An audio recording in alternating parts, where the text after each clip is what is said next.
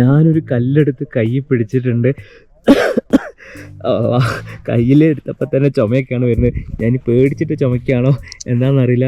എന്നാൽ ഈ കല്ല് ഇവിടെ നിന്ന് കൊണ്ടുപോകാൻ നമ്മൾ ധൈര്യപ്പെട്ട് കഴിഞ്ഞാൽ അതിൻ്റെ പരിണിത ഫലങ്ങൾ നമ്മൾ അനുഭവിക്കേണ്ടി വരും. ഇപ്പോഴും ദുർമന്ത്രവാദവും ആഭിചാരവും ഒക്കെ നടന്നുകൊണ്ടിരുന്ന, നരബലി നടത്തിക്കൊണ്ടിരുന്ന ഒരു നാട്ടിലാണ് നമ്മൾ വന്നിരിക്കുന്നത്. മേഘാലയയിലെ ഒരു സേക്രഡ് ഫോറസ്റ്റ് ആണിത്. ഇവിടെ നിന്ന് ഒരു കല്ലോ ഇലയോ നിങ്ങൾ നാട്ടിലേക്ക് കൊണ്ടുപോയി കഴിഞ്ഞാൽ അതോടുകൂടി നിങ്ങളുടെ ജീവിതത്തിൽ ദുർഭാഗ്യങ്ങളുടെ പെരുമഴയായിരിക്കും. അങ്ങനെയാണ് ഈ നാട്ടിൽ ആൾക്കാർ വിശ്വസിച്ചിരിക്കുന്നത്. ഇവിടെ നിന്ന് ഒന്നും നിങ്ങൾക്ക് കൊണ്ടുപോകാൻ പാടില്ല. കൊണ്ടുപോയി കഴിഞ്ഞാൽ അതിൻ്റെ കോൺസിക്വൻസസ് നിങ്ങൾ അനുഭവിച്ചേ പറ്റുള്ളൂ. മേഘാലയയിലെ ഏറ്റവും പ്രധാനപ്പെട്ട ഒരു സ്ഥലത്താണ് നമ്മൾ നിൽക്കുന്നത്. ഇത് ഇവരുടെ ഒരു സ്പിരിച്വൽ ഫോറസ്റ്റ് ആണ്. ഇവിടെ നരബലി വരെ നടന്നുകൊണ്ടിരുന്ന ഒരു സ്ഥലമാണ്. ഖാസി ഭാഷയിലെ മഫ്ലാങ് എന്നാണ് ഈ സ്ഥലം അറിയപ്പെടുന്നത്. ഇത് ഒരു കാവ്, നമ്മളെ നാട്ടിലെ കാവ് എന്നൊക്കെ പറയുന്ന പോലത്തെ ഒരു സ്ഥലമാണ്. ഇവിടെ ഒരുപാട് 70 ഹെക്ടർ സ്ഥലം ഒക്കെ പരന്ന് കിടക്കുന്ന വലിയൊരു സേക്രഡ് ഗ്രൂ ആണ്. അതായത് മനുഷ്യന്മാർക്ക് ഇവിടെ നിന്നൊരു കല്ല് പോലും പുറത്തേക്ക് കൊണ്ടുപോകാൻ അനുവാദമില്ല. ഇവിടെ ഭൂമി ഉണ്ടായ കാലം മുതലുള്ള ഒരുപാട് നിർമ്മിതികളും കാഴ്ചകളാണ് ഇവിടെ കാണാനുള്ളത്. ദിനോസറിൻ്റെ വരെ അസ്ഥികൂടം മേഘാലയയിൽ നിന്ന് കണ്ടെത്തി, ഫോസിൽ മേഘാലയയിൽ നിന്ന് കണ്ടെത്തി എന്ന വാർത്തകൾ നിങ്ങൾ കേട്ടിട്ടുണ്ടായിരിക്കും. അപ്പോൾ നിങ്ങൾക്ക് മനസ്സിലാക്കണം മേഘാലയ എത്രത്തോളം പാരിസ്ഥിതികമായിട്ട് പ്രാധാന്യമുള്ള, നമ്മളെ ഭൂമിയുടെ ചരിത്രം ഇവിടെ മേഘാലയയിൽ ഇപ്പോഴും നമുക്ക് നേരിട്ട് വന്ന് കണ്ട് പഠിക്കാം. അപ്പോൾ നമ്മളിതാ ആ കാഴ്ചകളിലേക്കാണ് ഇന്ന് ട്രാവലിംഗ് യൂണിയനിൽ കാണാൻ പോകുന്നത്. മഹാശിലായുഗ കാലഘട്ടത്തിലെ ഒരു നാടാണിത്. ആ കാലഘട്ടത്തിൽ മനുഷ്യന്മാർ ഉണ്ടാക്കി വെച്ചിട്ടുള്ള നിർമ്മിതികൾ, അതിൻ്റെയൊക്കെ ഒരു സംരക്ഷണമാണ്, ഒരു സംരക്ഷിതമായിട്ടുള്ള മ്യൂസിയത്തിലേക്കാണ് നമ്മൾ കടക്കുന്നത്. ഇവിടെ ആൾക്കാർ ഇപ്പോഴും ജീവിക്കുന്നുമുണ്ട്. മഫ്ലാങ് സേക്രഡ് ഫോറസ്റ്റ് എന്നാണ് ഇത് അറിയപ്പെടുന്നത്. ഇതിപ്പോൾ നമുക്ക് നോക്കുന്ന സമയത്ത് ഒരു പുൽമേട് പോലെ തോന്നും. വിശാലമായി പരന്ന് കിടക്കുന്നൊരു പുൽമേടാണ്. പക്ഷെ അതിൻ്റെ പുറകിലാണ് ഇവിടുത്തെ ഒരു കാടുള്ളത്. ആ ബാക്കോട്ട് നോക്കിയാൽ നിങ്ങൾക്ക് ദൂരെ കാണാം ഇരുണ്ട് കിടക്കുന്ന ഒരു നിഗൂഢമായിട്ടുള്ള കാടാണ്. ഈ കാട്ടിൽ പണ്ട് കാലത്ത് എന്ന് പറഞ്ഞാൽ പോരാ, ഇപ്പോഴും മനുഷ്യ മൃഗ ബലിയൊക്കെ നടന്നുകൊണ്ടിരിക്കുന്നുണ്ട് എന്നാണ് നമുക്ക് ഗൈഡ് പറഞ്ഞു തന്നത്. ഇതിനൊക്കെ ഇവിടെ അനുവാദം ഉണ്ടായിരിക്കാം, എനിക്കറിയില്ല. ഗൈഡ് അങ്ങനെ പറഞ്ഞു. എത്രത്തോളം ശരിയാണ്, ഇതൊക്കെ എങ്ങനെയാണ് അനുവദിക്കുന്നുണ്ടോ എന്നുള്ള കാര്യമൊന്നും നമുക്ക് ഉറപ്പില്ല. എന്നാലും അങ്ങനെയൊക്കെയുള്ള സാധ്യതകളുള്ള മനുഷ്യൻ്റെയും മൃഗങ്ങളുടെയൊക്കെ രക്തം വീണ് കുതിർന്നൊരു കാട്ടിലേക്കാണ് നമ്മൾ കടക്കാൻ പോകുന്നത്. കേൾക്കുമ്പോൾ നമുക്ക് വിശ്വസിക്കാൻ പറ്റാത്ത അല്ലെങ്കിൽ അതിശയോക്തിയാണെന്ന് തോന്നുന്ന കഥകളെ പോലെയുള്ള അല്ലെങ്കിൽ കെട്ടുകഥകൾ, നമ്മളെ കുട്ടിക്കാലത്തൊക്കെ കേട്ട് പരിചയമുള്ള മുത്തശ്ശി കഥകളൊക്കെയാണ് ഇവിടെ കേൾക്കുന്നത്. പക്ഷേ ഒരു ആദിവാസി ഗോത്രം അത് അവരുടെ സംസ്കാരം രൂപപ്പെട്ട് വന്നപ്പോൾ ഇങ്ങനെയുള്ള നരബലി പോലുള്ള കാര്യങ്ങളൊക്കെ ചെയ്തിട്ടുണ്ടായിരിക്കും. അത് അവർക്ക് വളരെ സ്വാഭാവികമായിട്ടുള്ള കാര്യമാണ്. അത് നമ്മളിപ്പോഴും ഇവിടെ അവർ തുടരാനുള്ള സാധ്യതയൊക്കെ തള്ളിക്കളയാൻ പറ്റില്ല. എന്തായാലും ഈ കാട്ടിൻ്റെ ഉള്ളിലുള്ള കാഴ്ചകൾ അത് ശരിക്കും എന്തായിരിക്കും എന്നുള്ളൊരു ആകാംക്ഷയിലാണ് ഞാനിപ്പം കാട്ടിൻ്റെ ഉള്ളിലേക്ക് കയറാൻ പോകുന്നത്. ഈ കല്ലുകളൊക്കെ ഒന്ന് ശ്രദ്ധിച്ച് നോക്കി. ഇത് ആൾക്കാർക്ക് ഇരിക്കാൻ വേണ്ടി ഉണ്ടാക്കിയൊന്നുമല്ല. ഇത് പുരാതനം എന്ന് പറഞ്ഞു കഴിഞ്ഞാൽ ഈ ശിലായുഗ കാലഘട്ടത്തിലെ വീരക്കല്ല് എന്നൊക്കെ പറയുന്ന നമ്മളെ നാട്ടിലുണ്ട് ഇതേപോലത്തെ കല്ലുകൾ. അത് ഒരു ട്രൈബൽ സിമ്പലാണ്. ഇവിടെ 3 ട്രൈബുകളുണ്ട്. അവരുടെ ആ ഒരു സാന്നിധ്യം അറിയിക്കാൻ വേണ്ടി നാട്ടിയിട്ടുള്ളതാണ്. പഴയ കാലത്തെ ഒരു കാടാണ്. ഈ കാട്ടിലെ ജീവിതം, അതിൻ്റെ അടയാളങ്ങളാണ്, അതിരുകളാണ്. ഈ കല്ലുകൾ ഒരുപാടുണ്ട് ഇവിടെ. ഈ കല്ലുകളുടെ അപ്പുറത്തും ഇപ്പുറത്തും ഒരുപക്ഷെ വേറെ ട്രൈബുകളാവാൻ ജീവിച്ചിട്ടുണ്ടാവുക. ആ ട്രൈബുകളുടെ അടയാളക്കല്ലുകളാണ്. നമ്മളിപ്പോൾ രാജ്യങ്ങൾ തമ്മിലുള്ള അതിർത്തികളെ സൂചിപ്പിക്കാൻ വേണ്ടി വേലിയൊക്കെ കെട്ടുമല്ലോ, അതേപോലെ 2 ട്രൈബുകൾ തമ്മിൽ അതിർത്തി പങ്കിട്ടിരുന്ന ഒരു പുരാതനമായിട്ടുള്ള രാജ്യ അതിർത്തിയിലൂടെയാണ് നമ്മൾ നടന്നുകൊണ്ടിരിക്കുന്നത്. ഒരു 0 പോയിൻ്റ് എന്നൊക്കെയാണ് ഇതിനെ പറയാം. ഇതിൻ്റെ വലതുവശത്ത് ഒരു ട്രൈബ് ജീവിച്ചിരുന്നു. അവർ ആ ഭാഗത്തിൻ്റെ ഭൂമിശാസ്ത്രം തന്നെ വേറെ രീതിയിലാണ്. അവിടെ ഇപ്പോഴും നോക്കൂ, ഒരു മരം പോലും വളരുന്നില്ല. പക്ഷേ ഈ ഇടതുവശത്തേക്ക് നോക്കിക്കഴിഞ്ഞാൽ ഇവിടെ കൊടും വനമാണ്. എന്താണ് ഈ ഒരു ചെറിയ ഭാഗത്ത് തന്നെ ഇത്ര അധികം വ്യത്യാസം ഉണ്ടാവുന്നത് എങ്ങനെയാണ് എന്നുള്ളത് തന്നെ നമുക്ക് ആലോചിച്ചാൽ ചെറിയൊരു ക്യൂരിയോസിറ്റി അല്ലെങ്കിൽ ഒരു വണ്ടറിങ് ആയിട്ടുള്ള കാര്യമാണ്. ആ കാടിന് ഇങ്ങോട്ട് കയറി വരാൻ ഒരു മടിയുള്ള പോലെ, ആരോ ആ കാടിനെ അവിടെ പിടിച്ച് നിർത്തിയ പോലെയാണ് എനിക്ക് ഇങ്ങനെ നടക്കുമ്പോൾ തോന്നുന്നത്. ആ കാടിൻ്റെ ഉള്ളിലേക്കാണ് നമുക്കിനി കയറി കാണാനുള്ളത്. ഇവിടെ ശരിക്കും ഇരുട്ടാണ് കേട്ടോ. കാടിൻ്റെ ഉള്ളിലേക്ക് പോകുന്ന സമയത്ത് ആ ഒരു രാത്രിയിലേക്ക് കയറുന്ന പോലെ, പകലും രാത്രിയും തമ്മിലുള്ള ഒരു വ്യത്യാസമാണ് ഇവിടെ ഉള്ളത്. എങ്ങനെയാണ് ഇതിൻ്റെ ഉള്ളിൽ കൂടെ നടക്കാൻ വേണ്ടി ഒരു വഴിയൊക്കെ അവർ ഒരുക്കി വെച്ചിട്ടുണ്ട്. Visit this place, they keep asking from the local why this place is so sacred or why we don't allow for anyone to take or pluck anything out from here. So because the people of this kingdom, they still believe this God, he is like the main protector of this area, or we can't respect this entire forest, it's owned by him, so we don't want to do any wrong thing inside. We should not try to take or pluck anything out from here, like even the single leaf or any dry leaf from here we should not carry outside. ഒരു കരിയില പോലും ഈ കാട്ടിൻ്റെ ഉള്ളിൽ നിന്ന് നിങ്ങൾ ഇവിടെ നിന്ന് കൊണ്ടുപോകാൻ പാടില്ല എന്നാണ് ഗൈഡ് പറഞ്ഞു തന്നത്. അങ്ങനെ ചെയ്തു കഴിഞ്ഞാൽ ഈ കാട്ടിൻ്റെ ഉള്ളിലെ ഇവരുടെ ട്രൈബൽ ഗോഡിന് ദേഷ്യം വരും. അങ്ങനെ ദേഷ്യം വന്നു കഴിഞ്ഞാൽ നിങ്ങൾക്ക് പിന്നെ എന്താ സംഭവിക്കുക എന്ന് പറയാൻ പറ്റില്ല. അഥവാ അങ്ങനെ സംഭവിച്ചു കഴിഞ്ഞാൽ പിന്നെ നിങ്ങൾ ഇവിടെ വന്നിട്ട് ആ ദൈവത്തിനെ പ്രീതിപ്പെടുത്താൻ വേണ്ടി നരബലി ചെയ്യേണ്ടി വരും. അത് ഒരു തവണ ചെയ്താൽ പോരാ, എല്ലാ വർഷവും ചെയ്തുകൊണ്ടേ ഇരിക്കേണ്ടിയൊക്കെ വരും. അത്രയും സ്ട്രോങ് ആയിട്ടുള്ളൊരു ബിലീഫാണ് ഇവർ വെച്ച് പുലർത്തുന്നത്. എന്നാലും നമ്മളും അത് റെസ്പെക്റ്റ് ചെയ്യണം. നിങ്ങൾക്ക് ധൈര്യം ഉണ്ടോ ഇവിടെ വന്നിട്ട് ഒരു ഇല എടുത്തിട്ട് ഇവിടെ നിന്ന് കൊണ്ടുപോകാൻ? അതാണ് അയാൾ ചോദിക്കുന്നത്. കൊണ്ടുപോയി കഴിഞ്ഞാൽ നിങ്ങളെ ലൈഫ് പിന്നെ ആ ദൈവം എന്ത് തീരുമാനിക്കുന്നു അതുപോലെ ഉണ്ടാവും. മഫ്ലാങ് കിങ്ഡം എന്നാണ് ഇത് അറിയപ്പെടുന്നത്. ഇവിടെ ഇപ്പോഴും ഒരു രാജാവ് ജീവിച്ചിരിക്കുന്നുണ്ട്. അയാളെ നമുക്ക് കാണണമെങ്കിൽ അപ്പോയിൻമെൻ്റ് ഒക്കെ എടുത്ത് കാണാൻ പോവാം. അദ്ദേഹം ഒരു ഓഫീസ് ഇവിടെ തുറന്ന് പ്രവർത്തിപ്പിക്കുന്നുണ്ട്. അദ്ദേഹത്തിൻ്റെ ഒരു ഗ്രാമം ഇവിടെ ഉണ്ട്, അല്ലെങ്കിൽ ഒരു കിങ്ഡം തന്നെയാണ്. ഈ കിങ്ഡത്തിൽ വളരെ കുറച്ച് ആൾക്കാർ മാത്രമേ ഇവിടെ ജീവിക്കുന്നുള്ളൂ. രാജകുടുംബം, ഇത് മേഘാലയയിലെ ഒരു രാജകുടുംബത്തിൻ്റെ രാജധാനിയാണ്, അല്ലെങ്കിൽ രാജവീതിയിലൂടെയാണ് നമ്മളിപ്പോൾ സഞ്ചരിച്ചുകൊണ്ടിരിക്കുന്നത്. നമ്മുടെ നാട്ടിലെ മരുമക്കത്തായല്ലേ, അതാണ് ഇപ്പോഴും ഇവിടെ ഉള്ള ആൾക്കാർ ട്രൈബ്സ് ഫോളോ ചെയ്യുന്നത്. അതായത് സ്ത്രീകളാണ് സ്വത്തിൻ്റെ ഉടമ. കല്യാണം കഴിച്ച പുരുഷൻ പെൺകുട്ടിയുടെ വീട്ടിലേക്കാണ് വരിക. ആ പുരുഷൻ അവിടെ താമസിക്കണം. നമ്മളുടെ നാട്ടിലുള്ള പഴയ ഒരു സംസ്കാരമുണ്ട്, മരുമക്കത്തായം എന്നുള്ള രീതിയിലുള്ള ആ കൾച്ചറാണ് ഇപ്പോഴും ഇവിടെ ഉള്ളത്. ഈ മരുമക്കത്തായത്തിൻ്റെ പ്രത്യേകത എന്ന് വെച്ചാൽ സ്വത്ത് ഒരിക്കലും ഭാഗം ചെയ്ത് പോവില്ല. സ്വത്ത് എപ്പോഴും നിലനിൽക്കുക. അതേപോലെ ആ സ്വത്തിൻ്റെയും ഭൂമിയുടെ ഈ രാജാവിൻ്റെ ഈ കിങ്ഡം ഇങ്ങനെ നിലനിൽക്കുന്നത് ആ മരുമക്കത്തായം ഉള്ളതുകൊണ്ടാണ്. മക്കത്തായത്തിലേക്ക് വരുന്ന സമയത്ത് എപ്പോഴും സ്വത്ത് മക്കൾ വിഭജിച്ചെടുക്കുന്ന ഒരു രീതിയിലേക്ക് പോകും. ഇത്രയും പ്രദേശം ഇവിടെ ഹെക്ടർ കണക്കിന് സ്ഥലം ഒരു കാലത്തും ഇനി മാറില്ല. ഇതിങ്ങനെ തന്നെ ഉണ്ടാവും. കാരണം ഇവിടെ ഇപ്പോഴും മരുമക്കത്തായാണ് ഫോളോ ചെയ്തുകൊണ്ടിരിക്കുന്നത്. അപ്പം എന്നാൽ കയറില്ലേ കാടിൻ്റെ ഉള്ളിലേക്ക്. ഇതേ ഇവിടുന്ന് ഒരു ഇല പോലും പറിക്കാൻ പാടില്ല, ഒന്നും ചെയ്യാൻ പാടില്ല, ഇവിടുന്ന് ഒന്നും പുറത്തേക്ക് കൊണ്ടുപോകാൻ പാടില്ല. വിഷ്വൽസ് എടുക്കാനുള്ള ഒരു പെർമിഷൻ റിക്വസ്റ്റ് ചെയ്തപ്പോൾ കിട്ടി. ടൂറിസ്റ്റുകൾക്ക് വിഷ്വൽസ് എടുക്കാൻ ഒരു ഏരിയ ഉണ്ട്, അവിടെ വരെ മാത്രം നമുക്ക് റെക്കോർഡ് ചെയ്യാം. ഓക്കെ, നമുക്ക് നോക്കാം കാട്ടിൻ്റെ ഉള്ളിൽ എന്തൊക്കെയാണ് കാണാനുള്ളത്. കന്യകാവനം എന്നൊക്കെ ഉള്ള ഒരു വാക്കാണ് ഇതിന് ഉപയോഗിക്കേണ്ടത്. ഈ ഒരു മരമൊക്കെ നോക്കിയാൽ എത്രയോ കാലം പഴക്കമുണ്ട്. അങ്ങോട്ട് നോക്കിയാൽ ഇവിടുത്തെ ശബ്ദം തന്നെ വേറെ കേട്ടോ. ആകെ ഒരു ചീവീടിൻ്റെ ഒച്ചയുണ്ട്. ഇതിലെ മാത്രമേ നടക്കാൻ പാടുള്ളൂ, വേറൊരു സ്ഥലത്തേക്കും പോകാൻ പാടില്ല. ഇവിടുത്തെ പേയ്മെൻറ്റ്സ് ഉണ്ട്.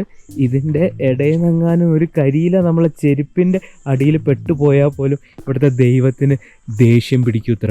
ഇവിടെ മൃഗങ്ങളൊക്കെ ഉണ്ട്, പക്ഷെ പകലൊന്നും കാണാൻ പറ്റില്ല, രാത്രി മാത്രമേ അവർ ഇറങ്ങുള്ളൂ എന്നാണ് ആ ഗൈഡ് പറഞ്ഞു തരുന്നത്. മുന്നിൽ നടക്കുന്നുണ്ട്, മൂപ്പര് പിന്നാലെ നമ്മളും കൂടിയിട്ടുണ്ട്. മൂപ്പര് ഒരു സ്റ്റേജ് പോലെ സ്ഥലത്തിന് ഒരു കൂണെടുക്കുന്നുണ്ട്. ഇതെന്താണാവോ? So click some photo. I will tell you. ഇതെന്താ? അല്ല, what is this? He will tell.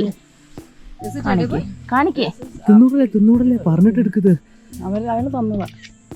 അല്ല, ഇത് കാണാൻ തന്നതാണോ തിന്നാൻ തന്നതാണോ എന്ന് അറിയില്ല. മാങ്ങ പോലെ ഉണ്ട് കണ്ടിട്ട്. Bro, what is this? So actually this is a holy tree for Hindu. Okay. So you follow Hindu or Muslim like Christian? Hindu. All of you Hindu. Yeah.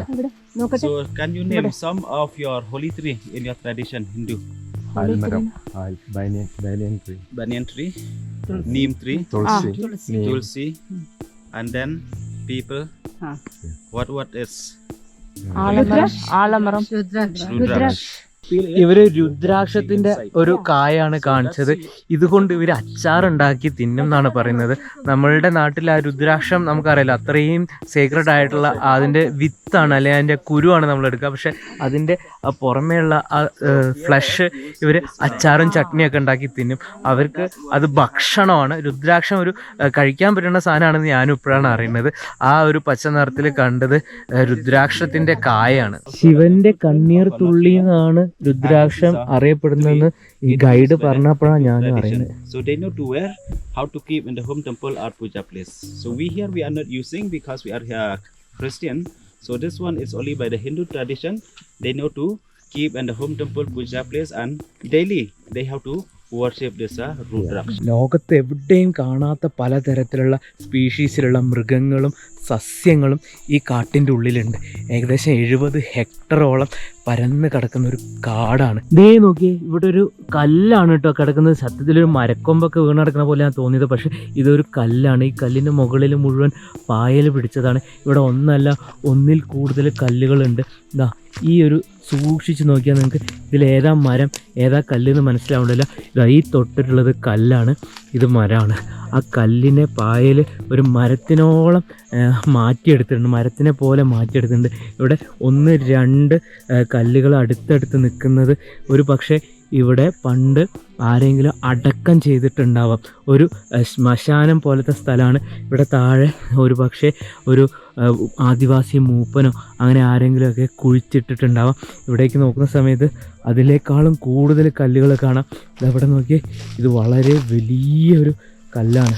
അതിൻ്റെ ഉയരം ഒരുപാടുണ്ട്. കുറച്ചെണ്ണം താഴെ വീണ് കിടക്കുന്നുണ്ട്.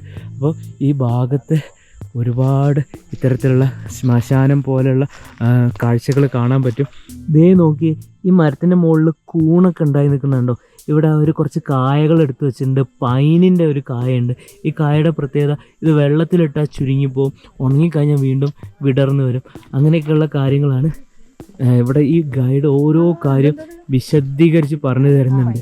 ദേ ഇങ്ങോട്ട് നോക്കി, ഈ ചൊക്കച്ചൊക്കാന്നിരിക്കുന്ന പൂവല്ല, അത് കായാണല്ലേ. ഈ കായ ഇത് പല തരത്തിലുള്ള ആവശ്യങ്ങൾക്കാണ്.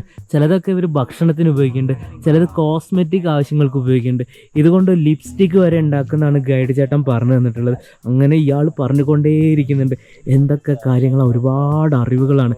ഈ കാട്ടിൻ്റെ ഉള്ളിൽ നിന്ന് ഇവർ കൂണ് പറിച്ച് തിന്നും, അതേപോലെ പൂക്കൾ, അതേപോലെ ഒരുപാട് തരത്തിലുള്ള ഇലകൾ, ഈ പച്ചിലകളൊക്കെ ഇവർ ഭക്ഷണമാക്കുന്ന ഈ ചേട്ടൻ നമുക്ക് പഠിപ്പിച്ച് തന്നുകൊണ്ടിരിക്കുകയാണ്. ഇവരുടെ ജീവിതശൈലി മുഴുവൻ നമ്മളെ പറഞ്ഞ് മനസ്സിലാക്കി തന്നുകൊണ്ടിരിക്കുക കേട്ടോ. ഇതൊരു വൈൽഡ് നട്ടാട്ടോ, അണ്ണാരക്കണ്ണൻ്റെ ഭക്ഷണമാണിതെന്നാണ് പറയുന്നത്.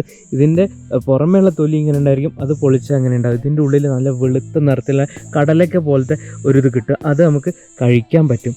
നല്ല ടേസ്റ്റി ആയിട്ടുള്ള ഒരു ഫുഡായിട്ടാണെന്നാണ് ഗൈഡ് പറഞ്ഞു തന്നത്. കാടിൻ്റെ ഏറ്റവും സേക്രഡ് ആയിട്ടുള്ള ഭാഗത്തേക്ക് നമ്മൾ കടക്കാൻ പോവാണ്.